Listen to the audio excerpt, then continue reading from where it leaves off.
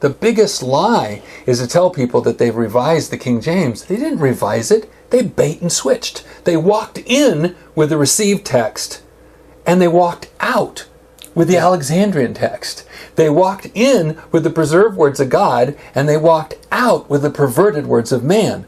So of course it's going to look different, and of course it's going to be revised, because it's not the same words. And may I say this about Westcott and Hort, because I've read all the arguments about, well, they were godly men, or they really, you can't assail the character of a scholar. Okay, I'm a businessman.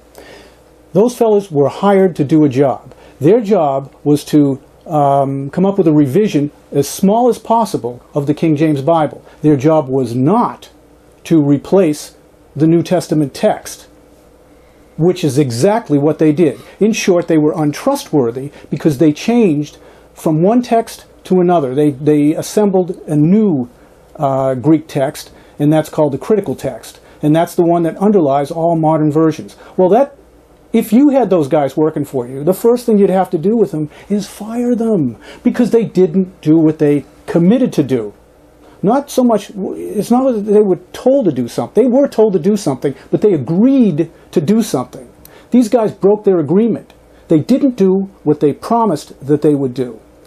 So you can say, well, you know, one of these guys belonged to the ghostly guild, or, you know, somebody else prayed to Mary, or any of those things.